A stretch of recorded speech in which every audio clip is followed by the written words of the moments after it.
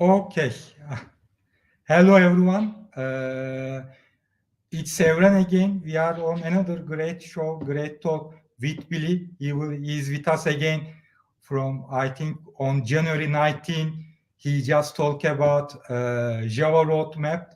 So he is again with us with another great topic with Java Flight Recorder. Hello, Billy. How are you? We cannot hear you, Billy, by the way. Oh, okay, there you go. Oh, jeez, I was Okay. also trying to explain during the entire time. Sorry about that. Yeah, I'm good, Everett. How are you? Thank you. Welcome again. It's our honor to host you again. Yeah, and thank you for inviting me back. Yeah, the mic is yours. The show is yours. Okay, great.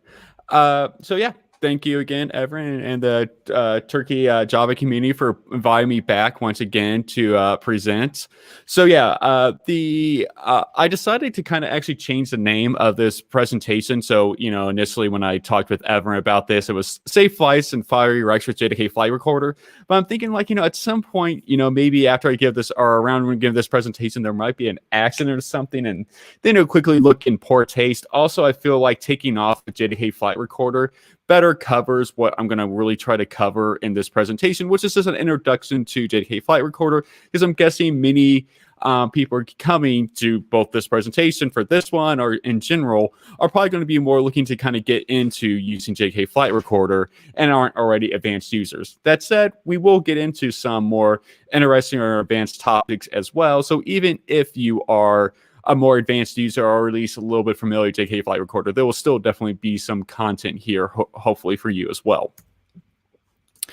So let's go ahead and go to it. So important information. Please ask questions.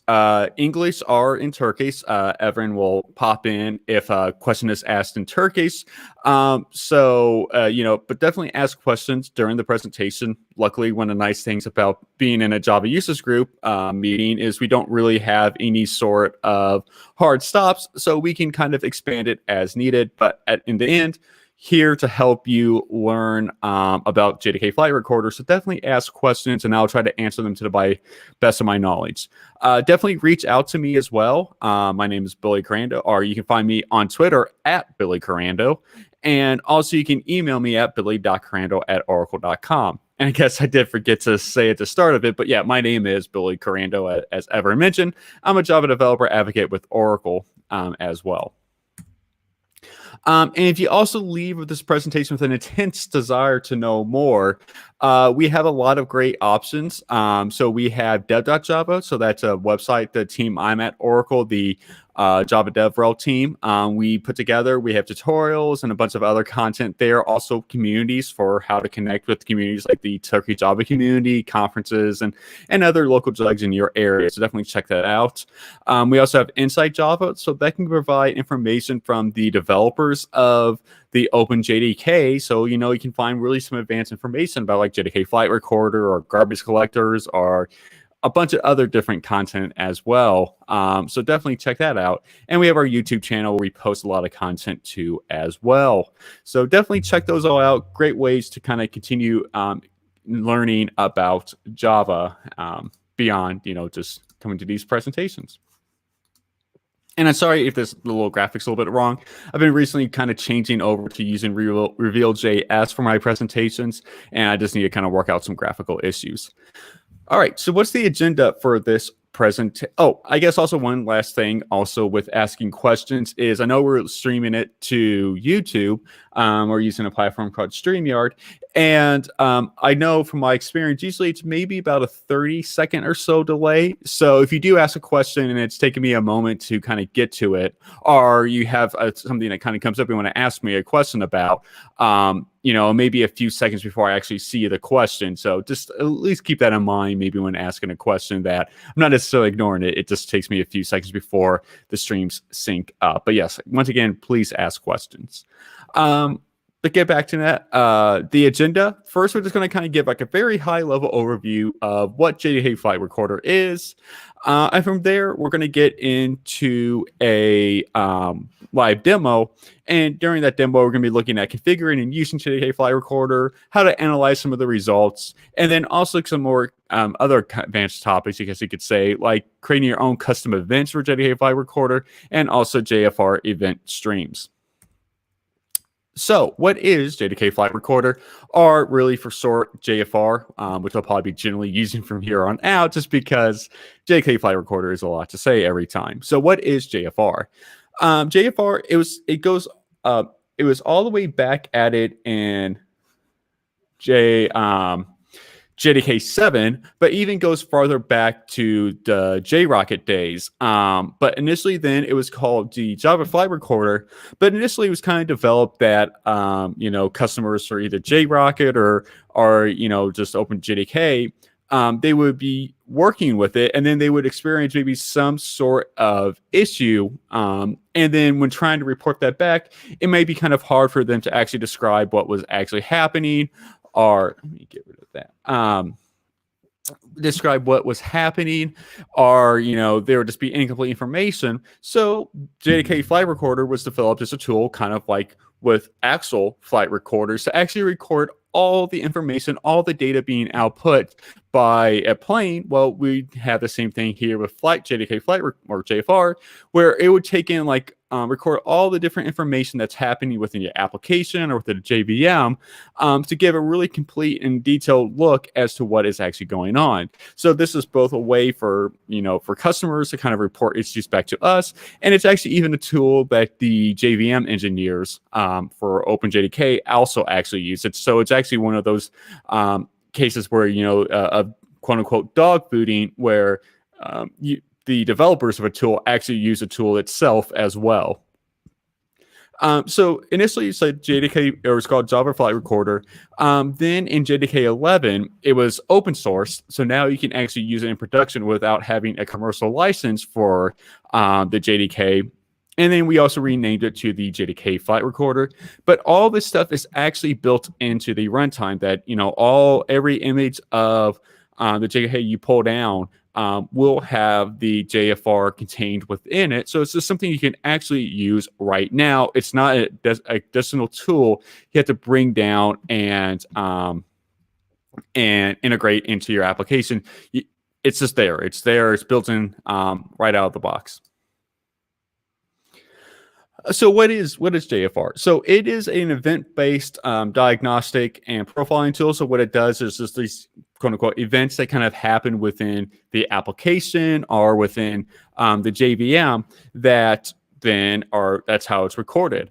One of the key benefits of JFR is it has extremely low overhead, just kind of like an actual real flight recorder. It's always meant to be always running, always recording information. So if something bad happens, like an accident or just even good diagnostic information, you want to be always having a recording. So JFR, it has an extremely low overhead of, under 1% of, I think, like CPU utilization or even memory. I think it's a little ambiguous in how that 1% is, but all the same, it should have minimal impact on the performance of your application. That is only when using the default settings, something we'll kind of get into a little bit in the configuration of JFR. But if you use different settings from that, there's default settings, and there's also another profile settings that are both kind of packaged with it. If you use the profile settings or you create your own custom settings, it may go over that 1% amount. So it's something to kind of keep in mind as you're configuring it. You want to make sure you're probably not having too much overhead on it, unless you may be going into some very deep profiling goals. Like I said, it's meant to be continually used in production. So really, hopefully, one of the big takeaways you have from this presentation is to go ahead and start actually immediately trying to use it in production. Like, it's not just something that you're only running for performance tests, or you're only doing in your development regions. You should really be using this in production to get an idea as to what your applications, how they're performing, and also how it can also be used for debugging your applications when something goes wrong. And I think it covers a couple of other areas, but this covers both events that are happening within your application, but then also within the JVM itself. So, like garbage collection and all that stuff that's happening. So, it's not just only looking at your application, but it's giving you a very complete picture of what's actually happening across your application. It's like, or across the JVM. Of course, also that's something could be to keep in mind as well. If you do have one JVM and then multiple applications running on top of it, then it can maybe be a little confusing when looking at it, because it is going to be taking in events from multiple applications at that point. But at this point, I think that's not often the case like it used to be, where you maybe would have multiple applications running on the JVM. But usually, I think most of the time now it's just one application per JVM. A bit under the hood, like I said, the events, again, events are produced both at the Java runtime and the application level. And so the way it is able to maintain such a low overhead is it stores these events and this information in like thread local buffers, and then periodically then writes that to disk as well. And then this information can then be dumped out to what's called a JFR file, where that contains all the information that happened over some period of time since like the previous dump, or just since it started the application, as to all the information, then all the kind of diagnostic information that happened that was captured by JFR. So, as I mentioned, it all kind of covers an event, and these events refer to like specific kind of things that have happened within an application. There's over 150 of different events as of JDK 18. I think it's like 160 something, as of JDK 18. But it covers a lot of different things. I mean, this is just like a small selection, but like, file reads or file writes.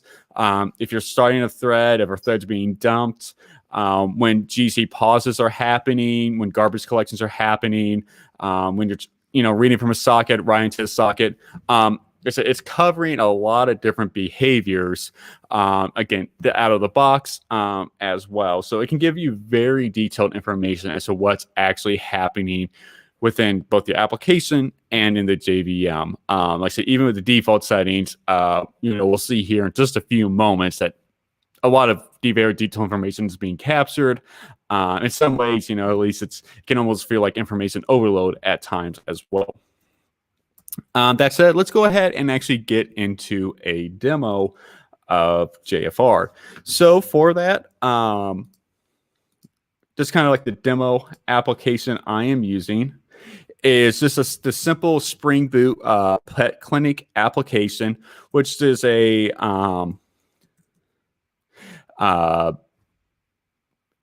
proof of concept application put together by the Spring Boot team of Spring Boot. It's not a whole lot going on within it.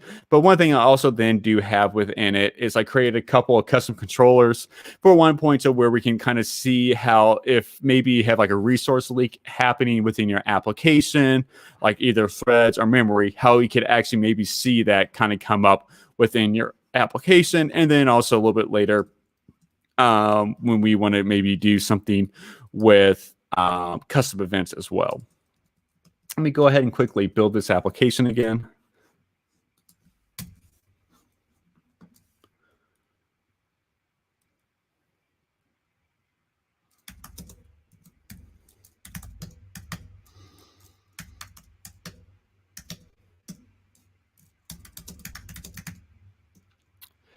And that's right, I need to clean some stuff out of this.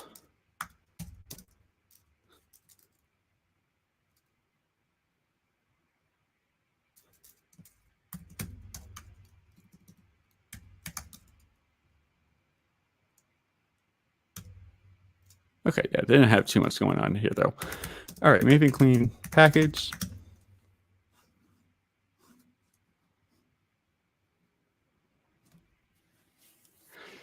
Give that a second to run.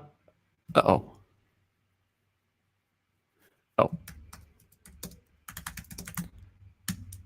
There we go. I didn't have my JVM set to the right one.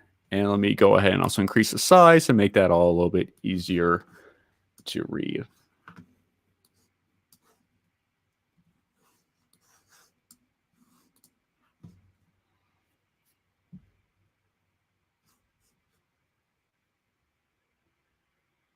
Is there still a sync problem? I do see a recording of. I know there was a little bit of an issue earlier on.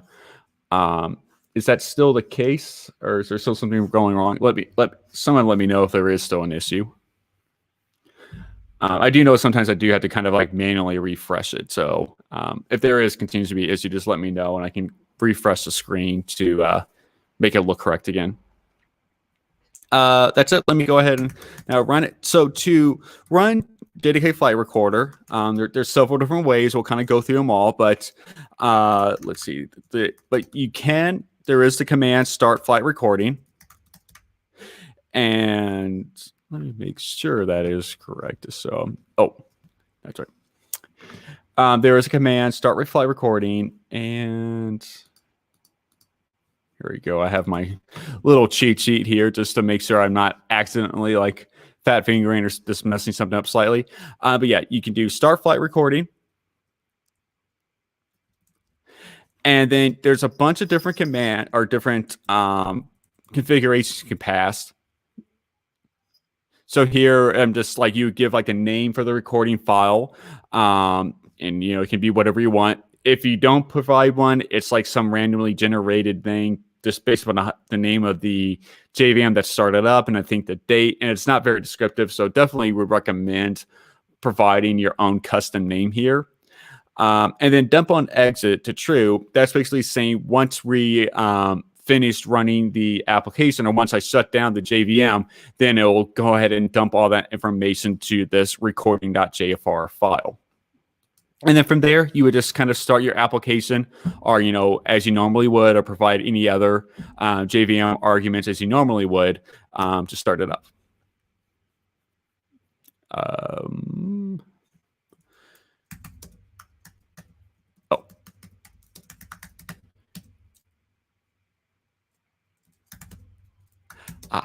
And that's also where I need to remove some stuff.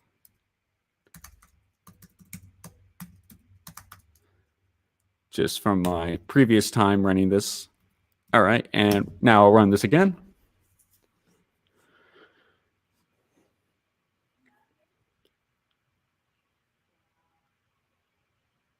All right, and this application has started, and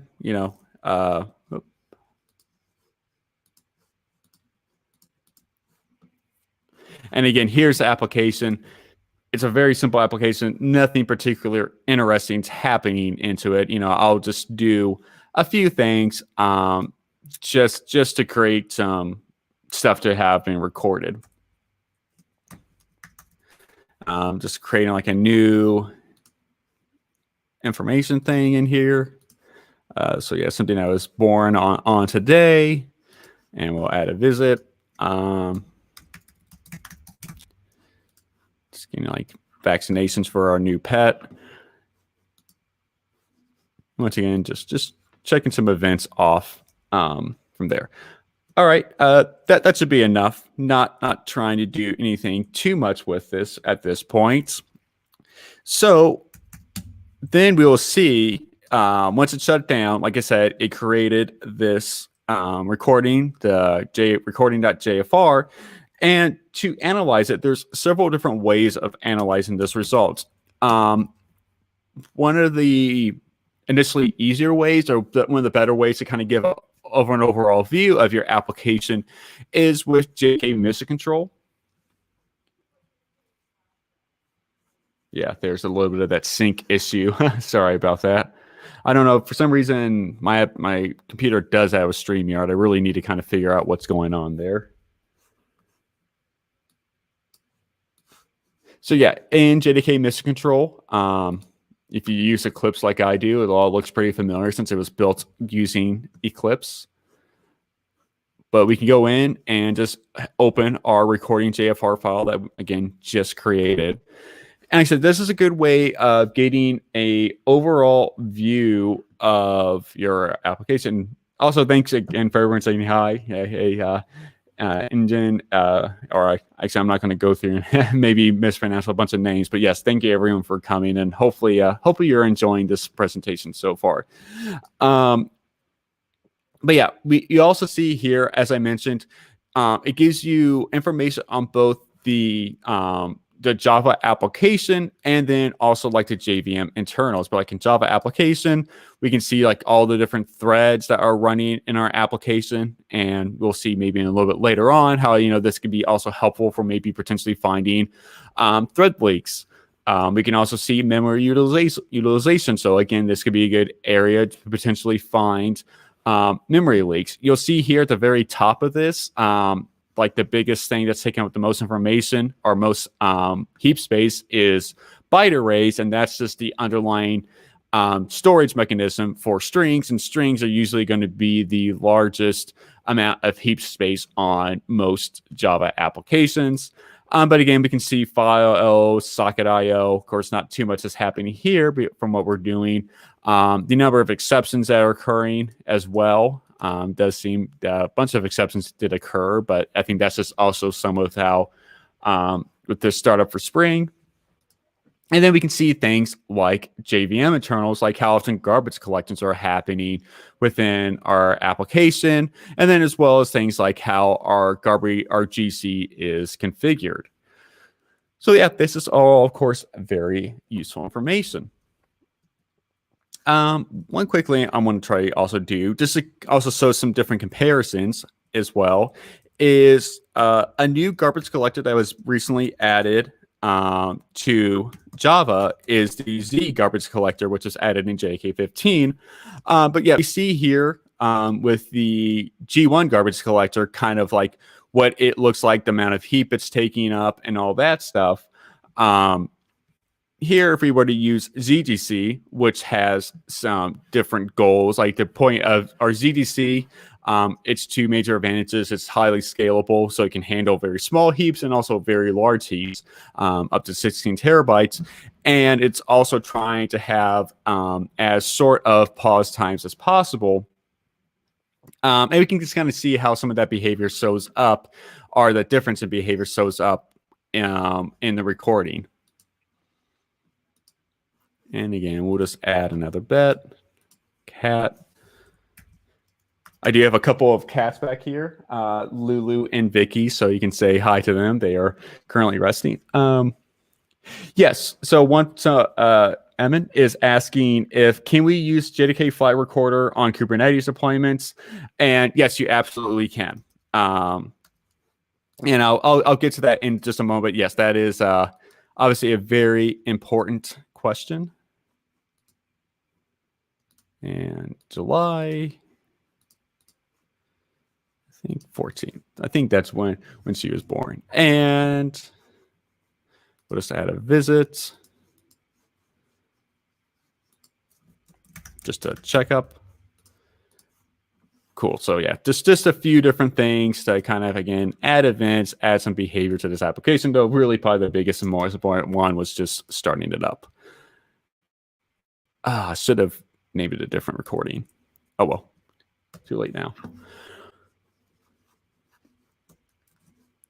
Here, let me just take a screenshot of that.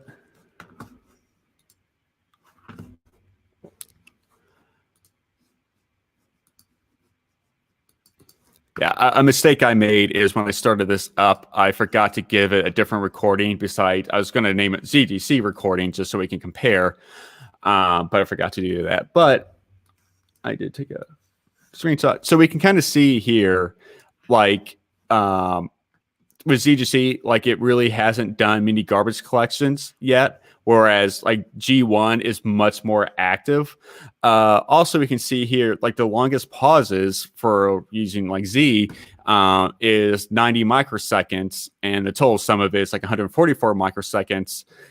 Whereas you can see here for like G1, it's like 5 milliseconds, 4 milliseconds. So we can kind of see some of the difference in behaviors between those applications. So that way, if you were wanting to experiment between different garbage collectors, JDK Flight Recorder would be a really good way of comparing those different garbage collectors, or just overall those different configurations for your application if you're trying to figure out a performance issue or just making some performance changes. So yeah, just go back to the question earlier about can you use JDK Flight Recorder in Kubernetes? And yes, the answer to that is yes, you can. I haven't personally done that yet. But here at the end of this presentation, I do have a link to where someone actually went through about how they were using JDK Flight Recorder on their Kubernetes application. And I think kind of what they were doing is they would periodically have these files dumped to a S3 connection or an S3 bucket, and then, you know, having some processing and all that stuff that can happen there as well. Okay, so another question is, one more question: can we add alarms to JDK Flight Recorder? Because I don't want to look at this screen forever. I want to be able to manage my JVMs in Slack, for example. So yes and no. I guess I'll get to that at a little bit later. So once I get into the configuration portion of it, Emin, kind of bring that question up again if I don't remember to, and I'll kind of answer it there. I want to get to a couple of things else before I get to that, but that is a really good question, and we can kind of dig into a little bit of ways of doing that. Some of that might be with JDK Flight Recorder itself, and then some of that might be with some larger infrastructure that you kind of put around it, because some of that may not be entirely handleable by JDK Flight Recorder in of itself. But yeah, still a really great question though. All right, so one other thing though, one other really feature I like about JDK Flight Recorder is, okay, so maybe you already have an application just running out in production, and you forgot to start JDK Flight Recorder with it. So, you know, we just started it up. Maybe you just normally don't think we need JDK Flight Recorder, or, you know, for whatever reasons, it's not running. And a lot of times we may be like, oh, okay. And then all of a sudden, like, you're getting issues in production of, like, you know, performance bugs, or, you know, exceptions are happening, or whatever. You know, you're just getting some sort of issue, and you were really wishing you had JDK Flight Recorder at this time to maybe kind of capture what was going on. And if you restarted the application, well, maybe the issue would resolve itself, which of course would be at least good in the short term, but maybe not so great in the long term, because you maybe want to really figure out what is going on. And it may be just kind of this one of these issues that, you know, maybe it only crops up at odd times and you can't really figure out what's going on. So one of the really nice things is just because you forgot to start JDK Flight Recorder when you first initialized it, the application, doesn't mean you can't actually start it later on. Once again, make sure, change it to Java 18, because my default version is 17. I just need to get that updated. And let me change this to the... but yeah, you can start it up using with the J command, and JPS. So using JPS, and we can find out the PID for the application process that we wanted to start, or for the Java process that we were running. And I see one person asked a question. Let me just get through this before I get to that question. But yeah, what we can do is do J command, and then, pass in the process ID. So this process 77252, of course, that will be different every time. And we'll just say in flight recording. This to say that we started this already when it was started up. And yep, now our flight recording is now JDK Flight Recorder is now starting to take in information about our application that is already started. So like I said, if you are starting to experience issues with an application, and if you did forget to start JDK Flight Recorder, you don't have to restart the application to then start Flight Recorder up. You can actually add it to an already running application. All right. So yeah, the question is it safe to use JDK Flight Recorder in production environments regarding application performance, or just use heap dump out of so yeah, once again though, it's totally safe. encouraged really, if even, to use JDK Flight Recorder in production. As I said, kind of to start the our presentation, the overhead for using the JDK Flight Recorder is under 1% of like throughput or so. When using the default settings. Now, if you do change up the settings, it might change if you try to increase what's being brought in, lower thresholds, and we'll get into that in just a moment. That could cause the overhead to increase somewhat, but it is totally safe to use JDK Flight Recorder in production.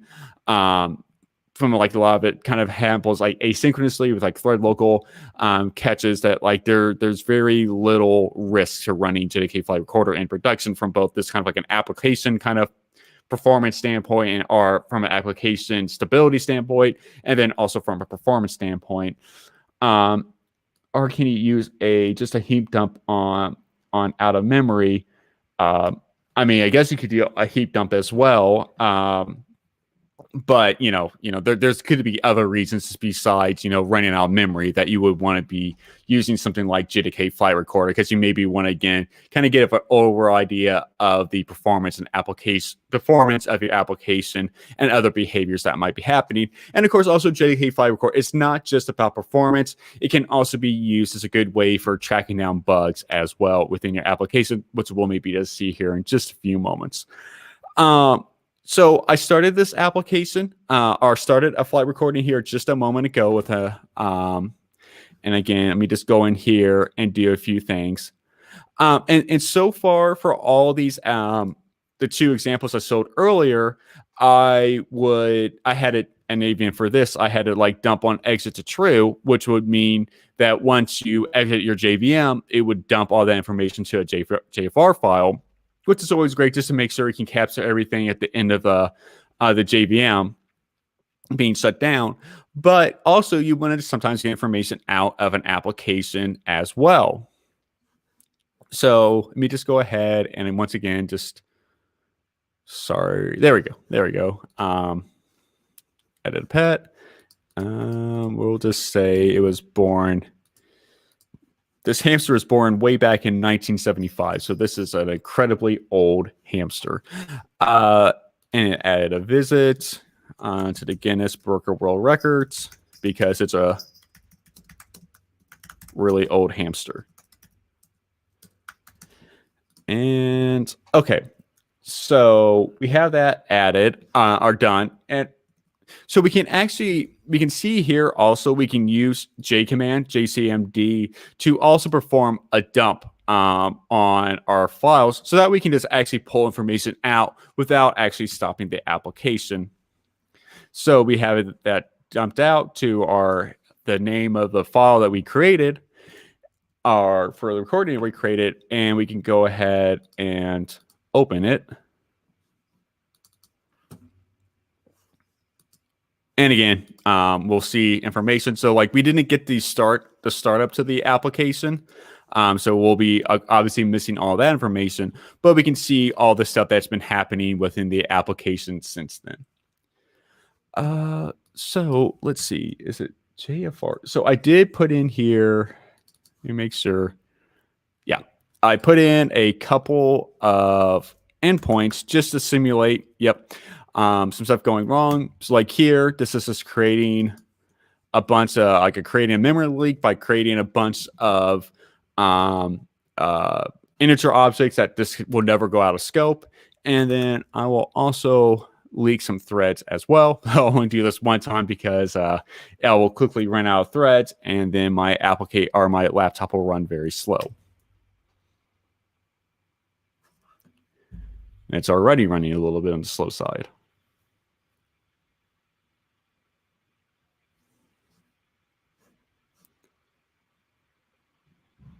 There we go. Next, I'm going to go ahead and stop this now as well, just to free up all those 100 threads or so that I put on there.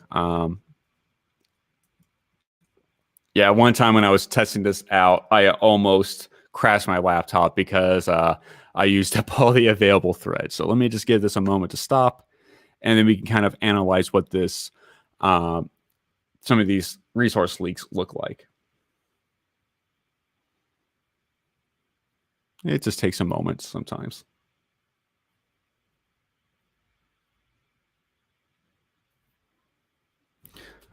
Well, actually, while that's stopping, we actually don't need to wait for it. I did just do a dump of that anyways. So let me open that up.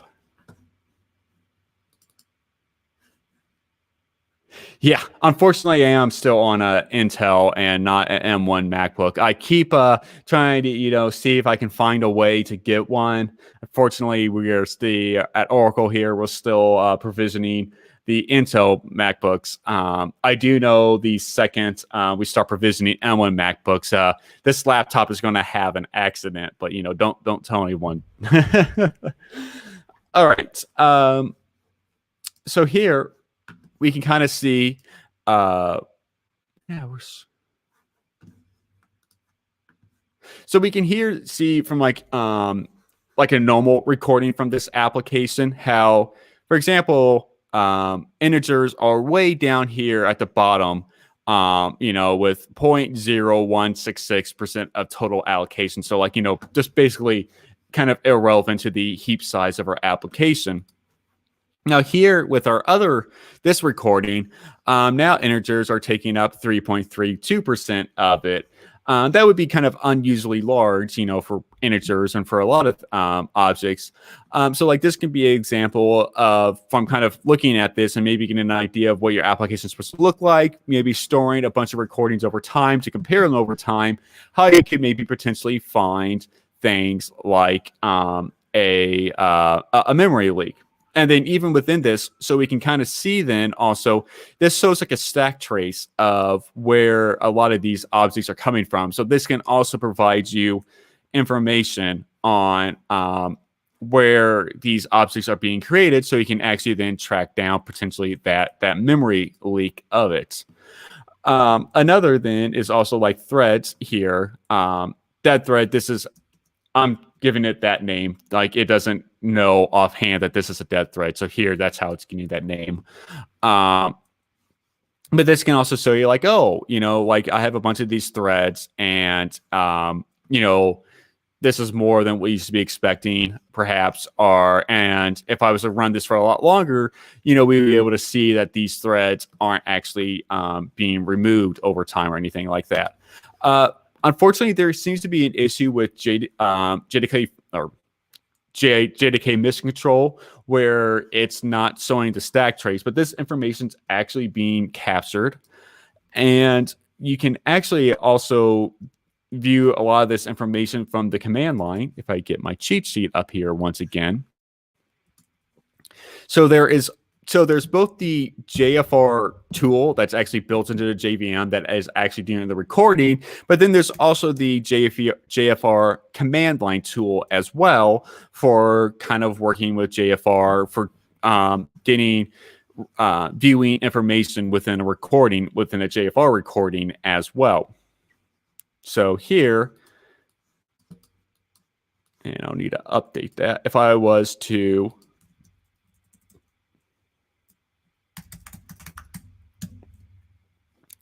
update that to where this will obviously look into this file and then gather information from it, or this will filter out information from that file as well. So that way you can, if you know what you're looking for, you can kind of dig down into it. So this is a great way, a very lightweight way of looking through a JFR file, but it doesn't really kind of give you that overall scope of what that application looks like or what the recording looks like that you can see from like JDK mission control. But here we can kind of see if, looking from JDK mission control, like maybe a particular like name of a thread or something, and wanting to figure out what's going on. Here we can see like, oh, the dead threads I was creating.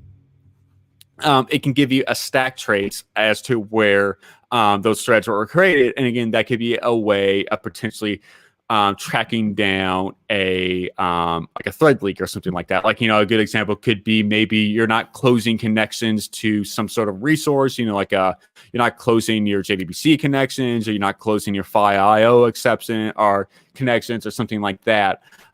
This could be a way of tracking that stuff down, saying like, oh, okay, so here these file IO reads that aren't, or writes, or whatever it might be, that aren't closing, they're coming from this area within our code. And then you can see like, oh, you forgot to, maybe use a try with resources, or maybe forgot to include finally, or something like that, to make sure that the that reader or writer or thread or whatever it might be isn't being closed properly after you're done with it. So that's a good way of how that can done. Track that information.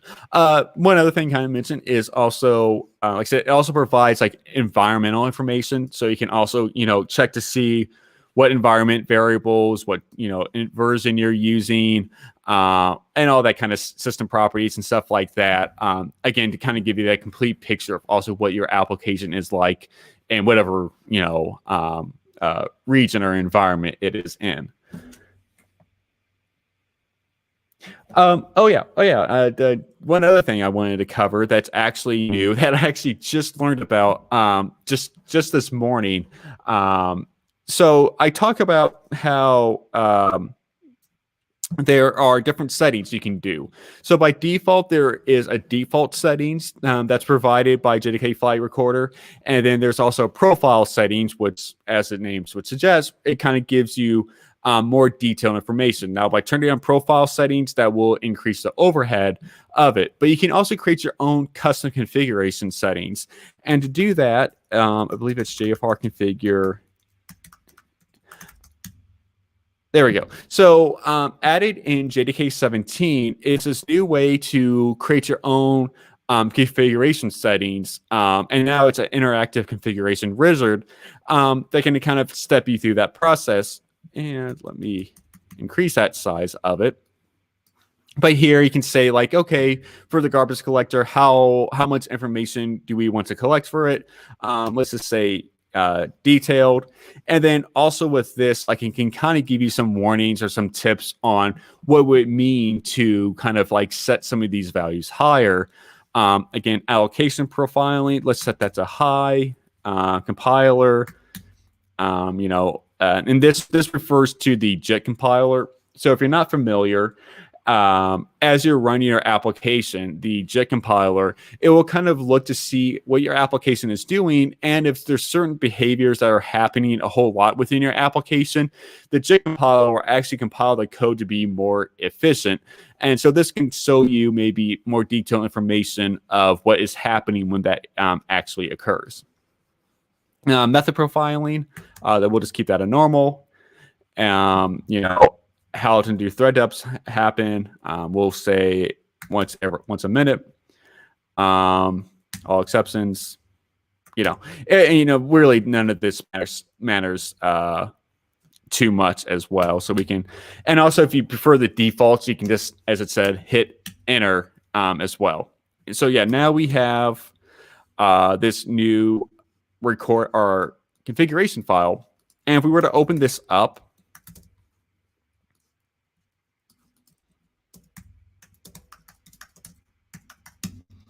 I'll just use TextMate.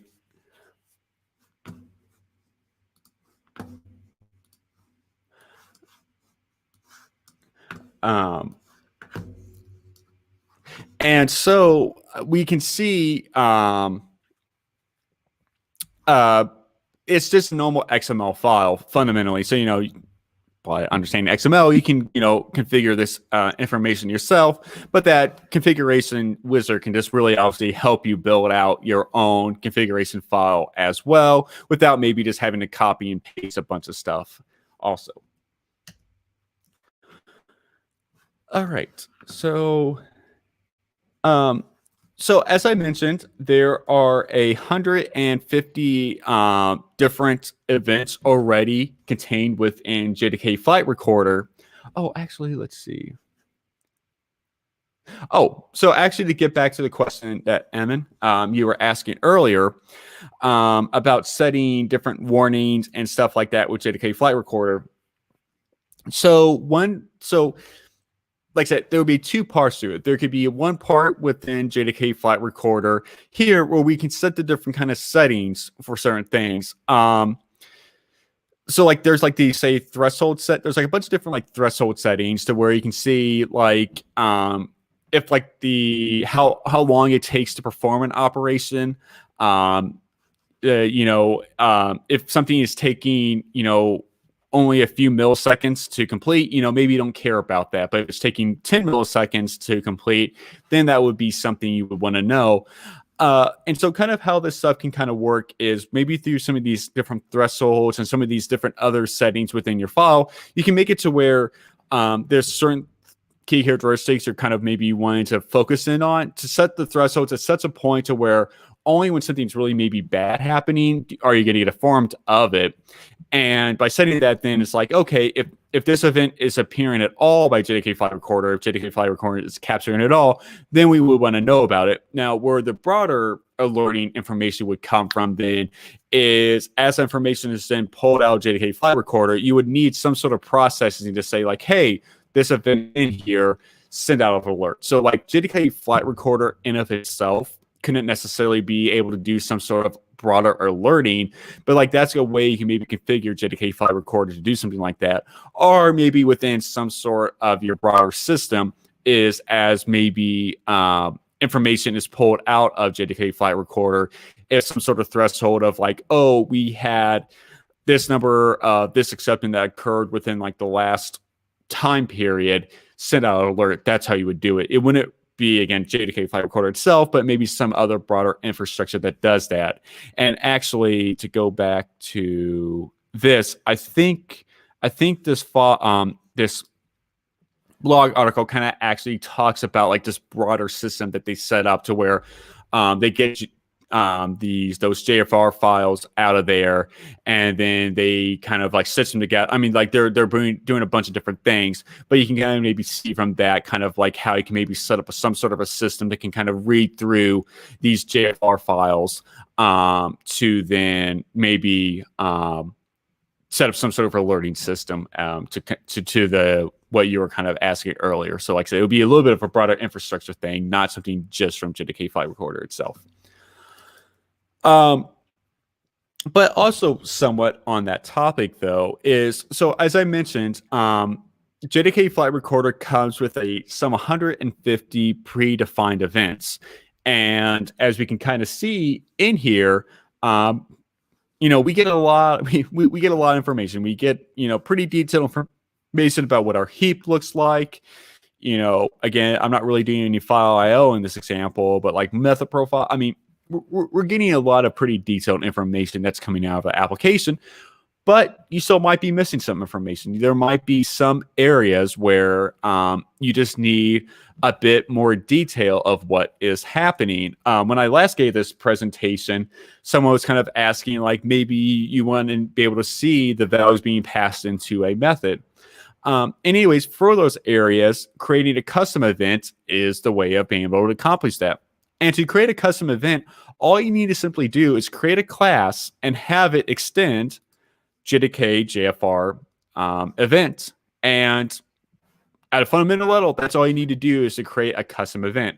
Now, to use this event, you would need to create a new instance of it within your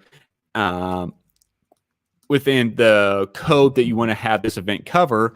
And so you would create a new instance and just I'm just doing my event, new event, whatever here. And then you would need to do call event.begin and then event.commit. So begin starts, recording it, and then, record both the time, the thread stack, and I think a few more bits of information just by default, by virtue of starting it, and the duration, within that this stuff takes to execute. And then you can also, within the event, you can also have some fields within it for capturing additional information that makes sense to you.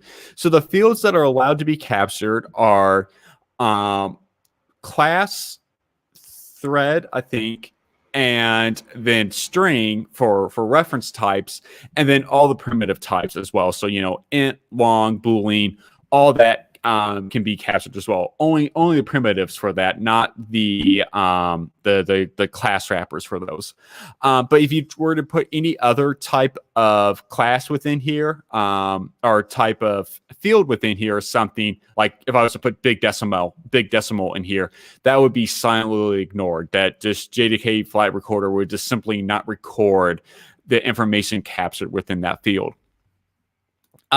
Also beyond that is there are various annotations you can add to your JFR event. For here, like category and label, these are just metadata fields for looking up the event within your JFR flight recording. Same here with description. So these are purely optional. By default, an event is always going to be enabled, but you can also add the enabled annotation to set it to false, to where it can only be turned on by your settings or something like that. There's a bunch more of annotations. I think I have it somewhere in like some other article that I wrote a while back. And there's also documentation that kind of goes through all the different annotations available as well. Like I said, most of them are mostly concerned with providing metadata. But let's go ahead and once again, I need a even clean package just to rebuild this real quick.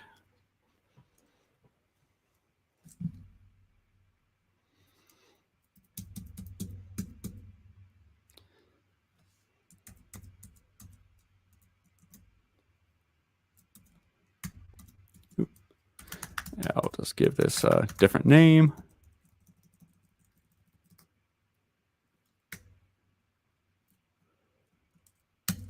And then start this back up.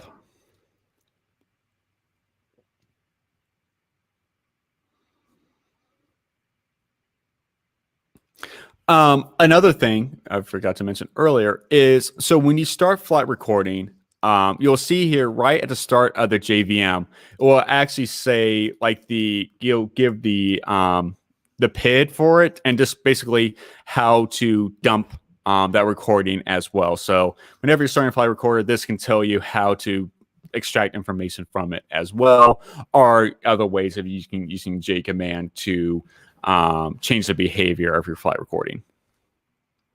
So with that started up, I won't leak threads because, well, as we saw, that causes a lot of issues, but I'll just run that a few times to, again, create a few memory leaks. But really what I'm trying to accomplish here is just to demonstrate the custom event type I have here.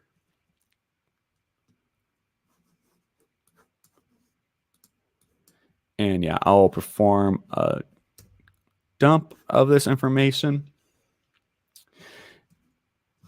And then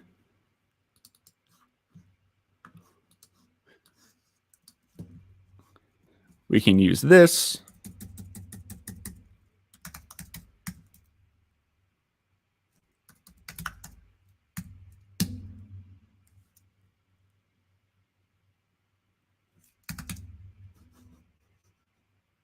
Oh, I forgot to put the .jfr at the end of it. A recording JFR, but that's fine. Doesn't matter. Or does it? Oh, just custom event.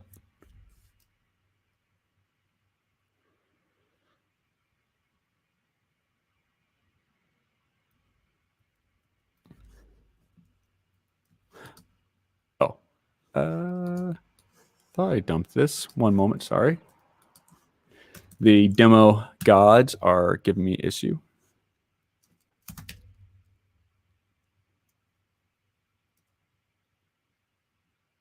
Oh, okay.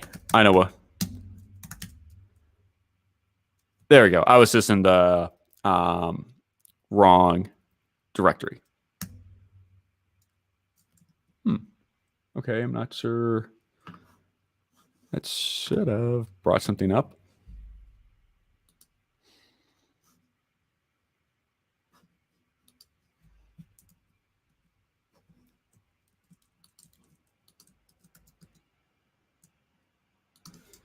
All right, I think I know what went wrong. One moment.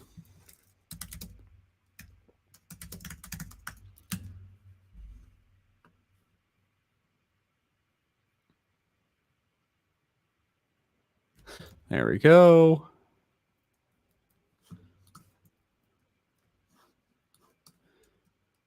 Start this up again. Just one moment.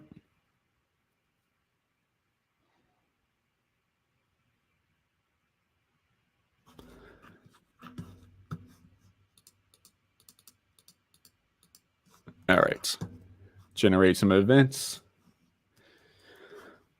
And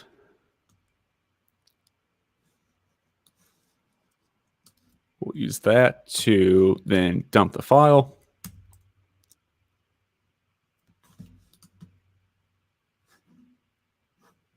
We should use the correct one, though.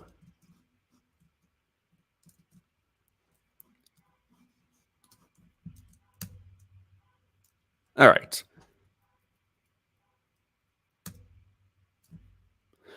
All right. Well, that is giving me some difficulty. Let me see if I can see what is maybe going on.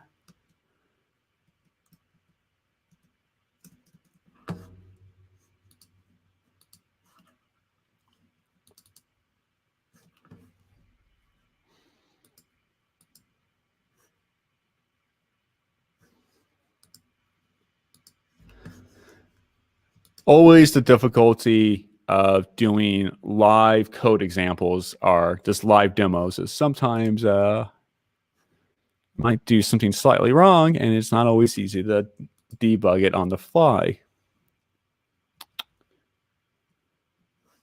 All right.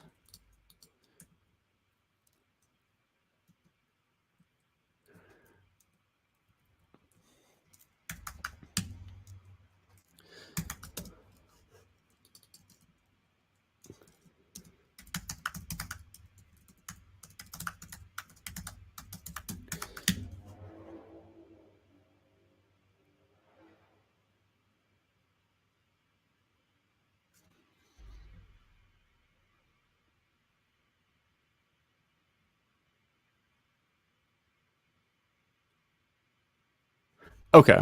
Huh. Not sure.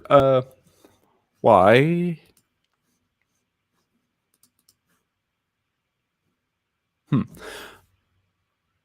Oh, I know what's going on. I forgot to enable this recording or enable this event type. So that's why it's not recording. So it's enabled false by default. Of course, that's why it's not being recorded. So let me go in here.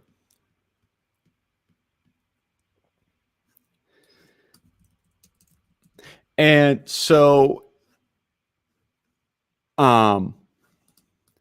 this is the name of my event type. And by default, I think it's the @name tag, but I won't go into that now. By default, if you don't provide it a name with an annotation, then it will take on the fully qualified class name of the event. So that is why in here it's coming up as com Oracle JFR my events. Now, if I was to go into my settings file that I created just a few moments ago, I could then set the setting to be enabled to true.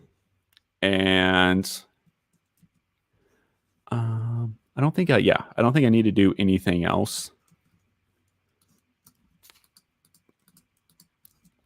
But yeah, I guess we'll set threshold real quick.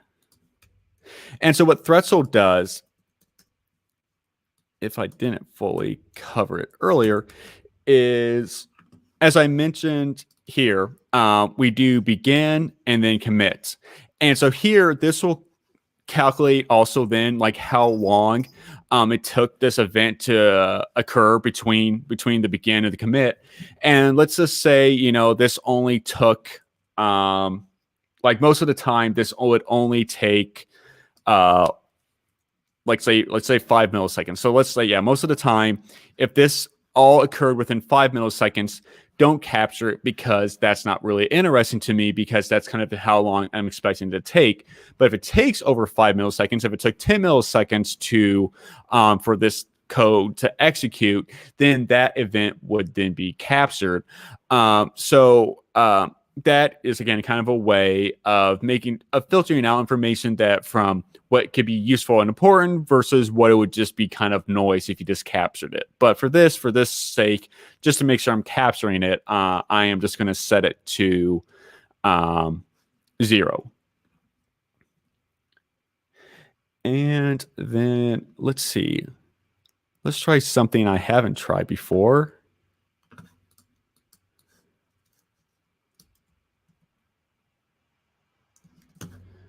So we already have this recording running, and I don't want to start a new one. So let's see if I can configure it in flight. It should be able to. And I just need to get back to my cheat sheet. And yes.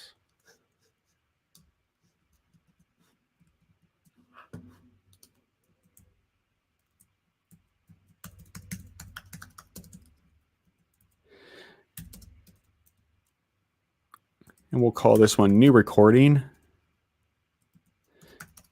And then the settings. Let's see, what was the name of that file? Yeah, custom.jfc. So yeah, that's also how we can use the settings that we created earlier. So hopefully, let's see. Can't be numeric.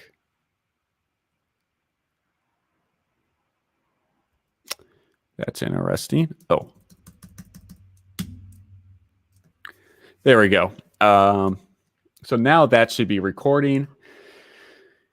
And let me go back just to do something to create so my event will fire it a few times.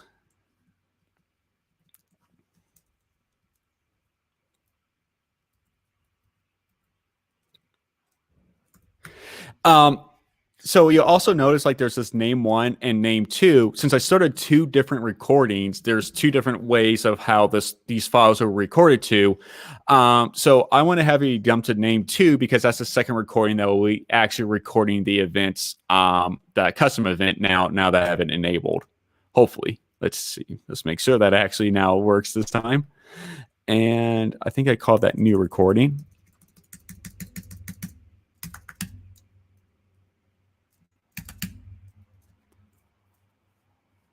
Oh, no.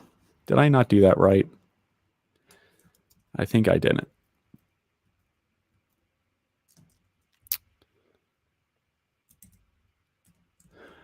One moment. Let me look up something from...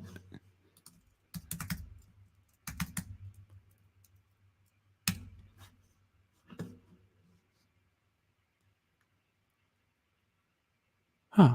That should have been right.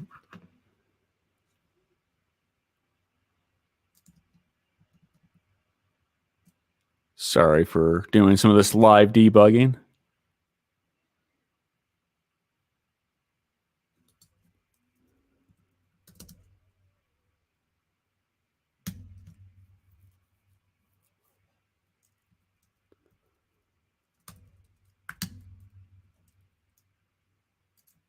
Okay.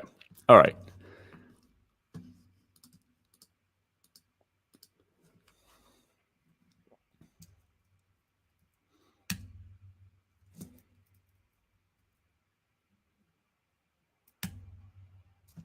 There we go.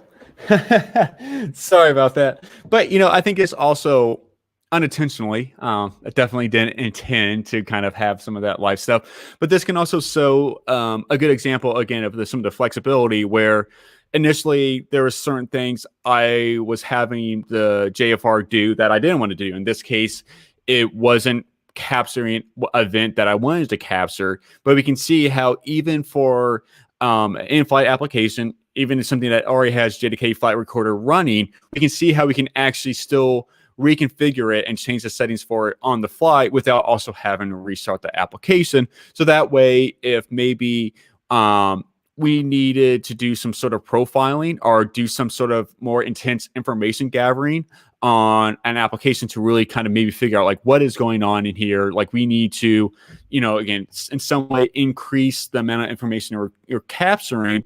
we can do that on the fly.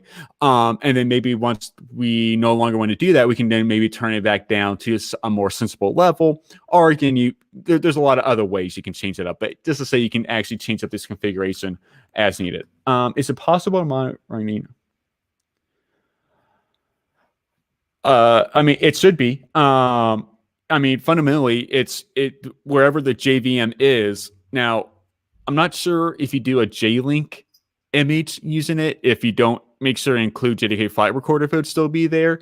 But by default, if you're just using a normal JDK OpenJDK image, then you should have JDK flight recorder within it, and you should then be able to turn it on. And I'm not familiar with Elastic Beanstalk, but if it's like a function service or something like that, you would just need to make sure to have it to point to where like a volume or some sort of durable storage location for it to dump that JDK flight recording file to as you perform dumps on it. But yes, there really shouldn't be any reason you shouldn't be able to do that to my knowledge.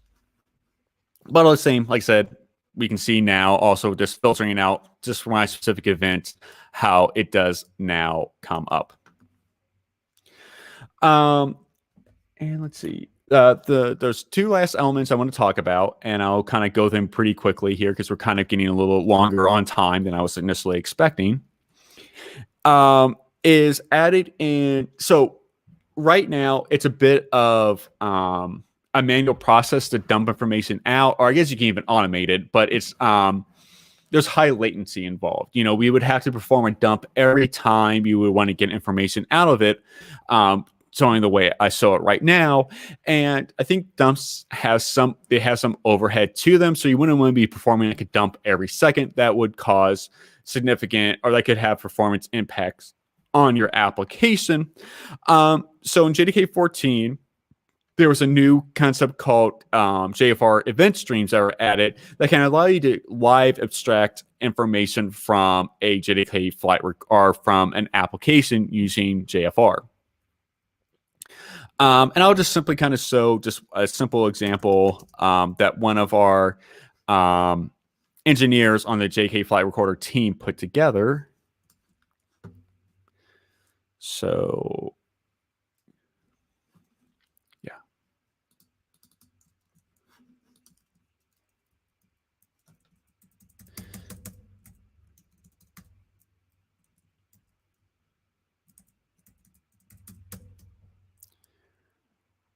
we'll just start their flight recording. Yeah, we don't need any of that other stuff, I don't believe. And this is using a Java agent.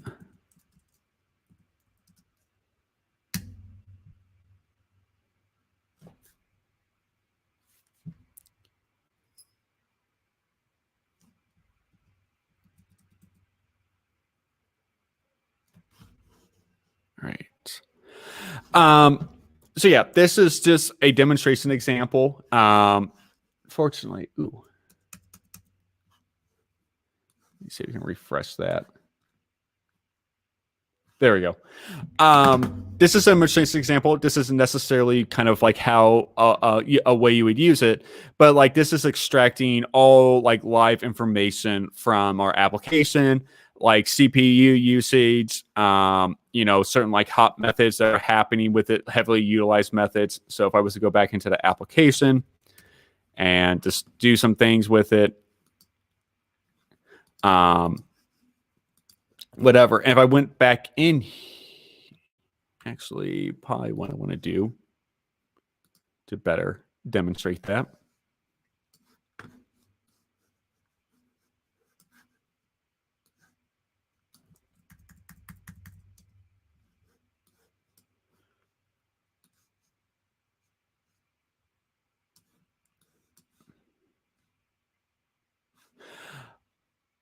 Yeah, sorry if this doesn't display super well on it. It's not so great when I change the size of my terminal font as to how stuff displays. But you can see here, as I kind of work through the application, let like the values and stuff will kind of change with it. But yeah, this is the JFR event streams. There are many ways of using it. You don't only have to use it through Java agents. You can also have the events published to JMX streams over socket, written to disk that then something else pulls up from. And you can also define just certain events that can only be captured by it as well. It's a very flexible platform for extracting live information out of JFR from your application. Just however, there are certain things to kind of keep in mind when it comes to overhead. So for example, if you're writing all your events to JMX stream, that means all those events are having to be serialized. And so there would be some overhead involved with that. So just something to kind of maybe keep in mind as you're doing that. And then the last thing I want to cover also is JFR. JDK file recorder is also really important for kind of preparing for the future of Java. And by that, I mean, no, I don't want to switch to that tab. I really didn't want to do that.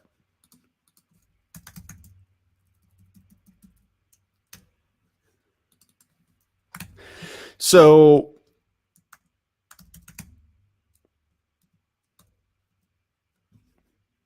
in JDK 18, finalizers are being deprecated for removal.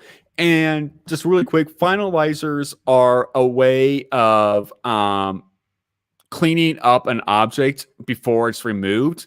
But the problem with finalizers is, and you can create your own finalizer by implementing the finalize method within any kind of class because it's part of the object class.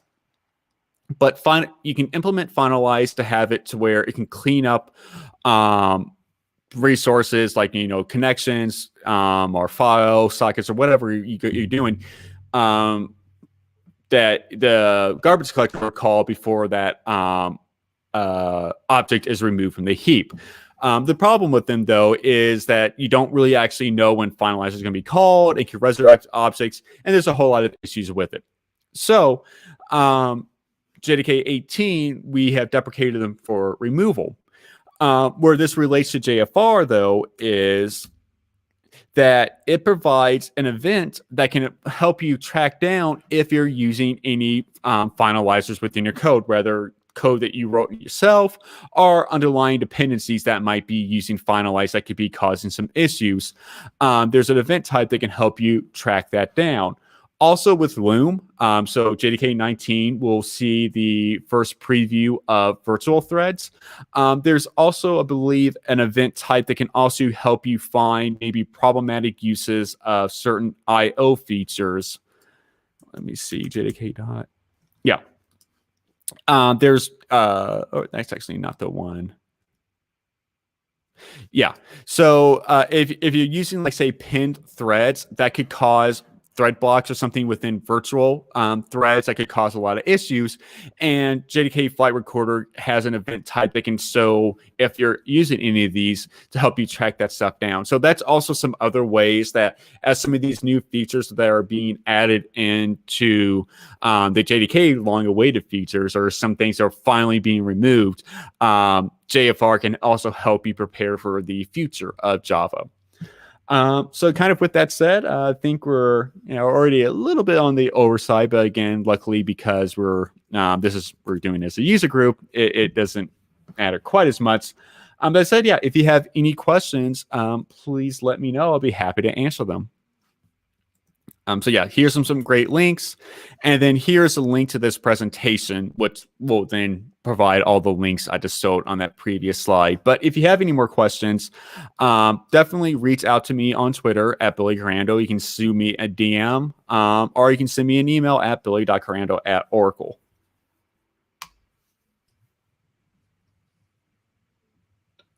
Thank you, Billy, by the way. I think Thank you. Yeah. It's a great presentation about flight recorder. I was going to ask about configuring the events, but you already answered. Oh, great. Yes, with the GFR package annotations, interfaces. So also the questions were mostly related to performance and to usage of it. And I think you already answered all of it. And I cannot see any more question. And Cool. we will cut the M1 and Intel, let me say, Mac part that you mentioned during the presentation. What was that? Sorry. We will cut the M1 and Intel part from this. Let me Oh, say. okay. Yeah. Oh, yeah. Thank you. Yeah, that's right. Yeah. Thank you. So it's all. Thanks for everyone joining Yeah. with us, and thank you again, Billy, for this Absolutely. great presentation. Thank you. Thank you. Have a nice day to all. All right. Bye Bye, bye. everyone. Thanks for Yeah. coming.